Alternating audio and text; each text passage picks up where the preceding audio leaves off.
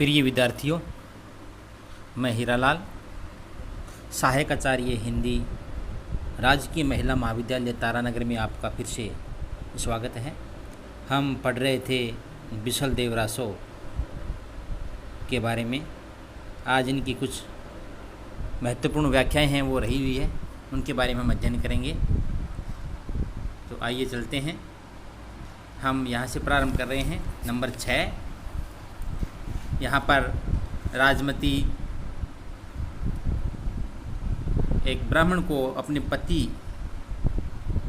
के बारे में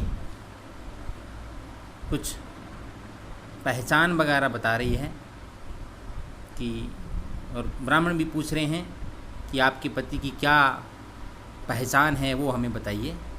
तो चलिए पढ़ते हैं। कही नई गोरी थारा प्रिय अहिनाण। ब्राह्मण कहते हैं कि आप बिसल देव की ऐसी पहचान बताइए जिसके आधार पर हम उसे पहचान सकें या खोज लें। थोड़ा थोड़ा महू नू दे सैनाण। सैनाण मतलब पहचान, कि हमें थोड़ा अपने प्रिय के बारे में परिचय दें कि हम उन्हें पहचान सकें।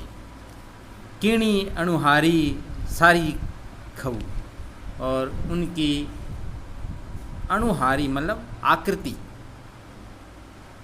उनकी अणुहारी है वो किसके समान है। तो रानी राजमती कहती है लहुड़ा देवर। लहुड़ा माने होता है छोटा, छोटे देवर कई अणुहारी, यानी उनकी कई माने की, छोटे देवर के समान उनकी अणुहारी है, पहचान है, आकृति है। ए गौरव प्री सामलऊ, यानी इनका रंग तो गोरा है और प्रिय का या मेरे प्रीतम मेरे स्वामी का रंग है वो कुछ श्यामल है। अहिनाण प्रिय अवधारी, यानी इसी परिचय के साथ आप मेरे प्रिय माने प्रिय को अवधारी मतलब होता है, समझ लें कि मेरे छोटे देवर के समान उनकी क्या है, आकृति है, और छोटा देवर है वो गौरवर्ण का है और मेरे प्रिय है वो कुछ श्यामल वर्ण लिए हुए हैं। तो इसके अंदर यहाँ रानी के दूत के रूप में बिसल देव को खोजने के लिए जाने वाले पंडित और बिसल देव की पत्नी राजमती के बीच हुए वार्तालाप को प्रस्तुत किया गया है। यहाँ पंडित बिसल देव को पहचानता नहीं था, इस कारण उसने रानी से राजा को पहचानने में सहायक उनके किसी चिन्ह, रूप, रंग, आकृति आदि को जान लेना चाहा था। इसमें अनुप्रास अलंकार है और इसके बाद में हम आगे पढ़ेंगे। तो रानी पंडित को अपने प्रीतम बिसल देव के बारे में और क्या क्या बताती है उसके बारे में अध्ययन करेंगे। वो कहती है कि बरस 32 हो बालई वेश। इसका अर्थ होता है कि बालई माने होता है बालम या पति। वर्ष 32 माने 32, यानी कि उनके पति की आयु, वेश माने होता है अवस्था, उनकी अवस्था है वो 32 वर्ष की है। दंत कबाड़िया, कबाड़िया माने कोड़ी जैसे सफ़ेद, उनके दांत हैं वो कोड़ी जैसे सफ़ेद हैं। कुरलित केस, कुरलित माने होते हैं घुंघराले या कुंचित, केस माने होते हैं बाल। हाट शेरी विच जोइयो, पंडित तुम उन्हें बाजार के बीच में खोजना। हाट शेरी मतलब बाजार के, विची माने मध्य, जोइयो मतलब खोजना। या फिर कई तुम जोइयो राजद्वारी, अथवा तुम उन्हें राजद्वार पर देखना। इसके बाद में उन्होंने और बोला है कि कई पटुमा कई हाट में, या फिर आप उसे राज सिंहासन पर, या फिर आप उसे बाजार में ढूंढ सकते हो। कई माने या, कई सुधा सरियई की साल, या फिर वे अमृत का सा आनंद देने वाली किसी शाला या किसी आवास में भी हो सकते हैं। सुधा माने अमृत, सरियई के समान। इसके बाद में उन्होंने कहा है ये ठोडे फिरी जोइयो। ये मतलब होता है इन्हीं, ठोडे मतलब स्थान पर, फिरी माने बार बार, जोइयो माने ढूंढना। छान नहीं राजा संभरवाल, पंडित तुम इन्हीं स्थानों पर मेरे पति की तलाश करना, तुम सांबर नरेश को खोज कर मेरे पास में लाना। छानो यानी खोज करे, ढूंढ करे, छांट कर। नहीं राजा संबरवाल यानी मेरे पास है या निकट, मेरे प्रियतम को खोज कर मेरे पास लाना। पंडियू मोहियू देखी बाजार। पंडित है वो राजा बिशलदेव की खोज में उड़ीसा पहुंचता और वहां जाकर वहां का बाजार देखकर मोहित हो जाता है। उसने घूमने के लिए हस्ती साटई, हस्ती यानी कि घूमने के लिए हाथी के बजाय लीजई तोखार यानी घोड़ा लिया। तोखार मीन्स घोड़ा। दरवाजे ही दूसरे यानी वह दरवाजे से दूर देखा तो अपना अपना जोड़ बनाकर, दरवाजे ही दूसरे यानी कि उसने दरवाजे से दूर देखा तो मल्ल भिड़ई भीड़ पाए का जोड़। मल मतलब पहलवान, भिड़ई माने भिड़ रहे थे, यानी लड़ रहे थे अपना अपना जोड़ देखकर। कि यहाँ सुना हूँ समरई। पंडित सोचने लगा कि स्वामी बिशलदेव कहाँ होगा। कि यहाँ समराई बाण कोदंड, और वह कहीं धनुष बाण ही तो नहीं संभाल रहा होगा।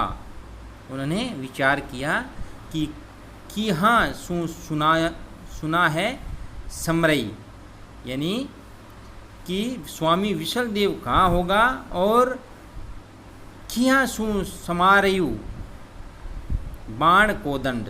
कोदंड माने होता है धनुष, या कहीं पर वो बाण धनुष तो नहीं संभाल रहा होगा।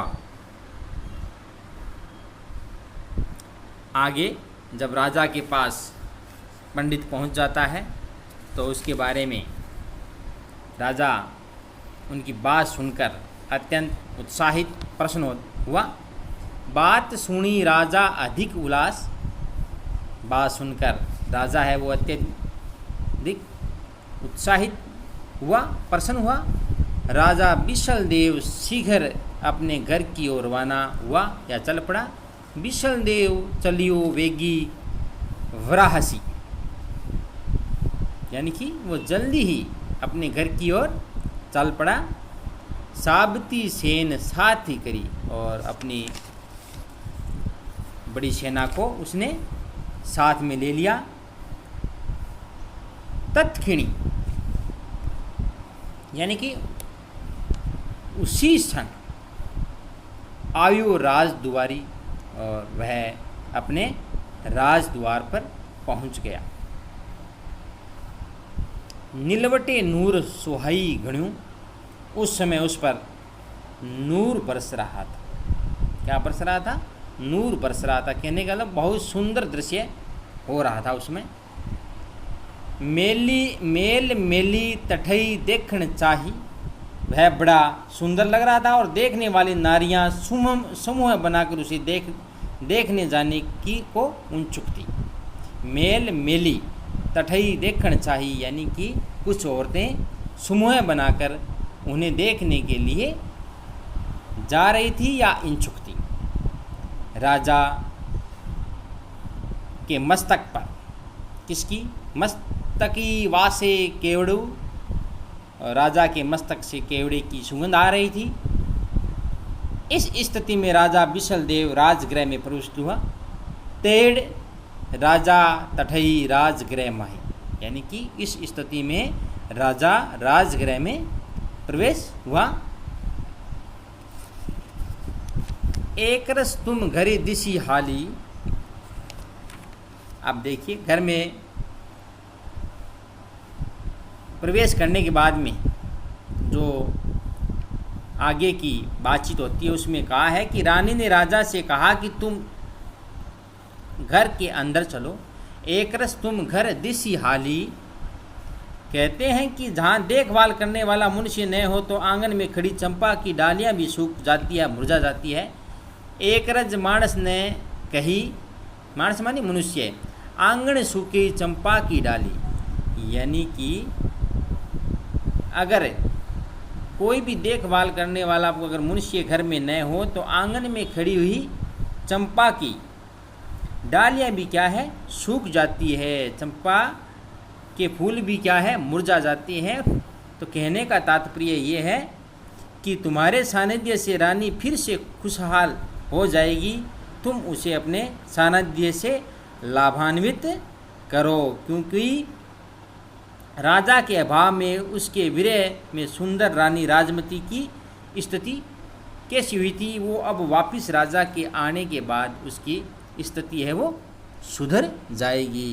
कहने का तात्पर्य है कि अब बिशल देव है वो घर पर आ गए हैं। अब जो पहले का कार्यक्रम था उसी हिसाब से राजकार्य है वो व्यवस्थित रूप से चलेंगे और राजा और रानी दोनों प्रजा के लिए अच्छे निर्णय लेंगे, जिससे प्रजा भी सुखी और राजा रानी दोनों सुखी जीवन व्यतीत करेंगे।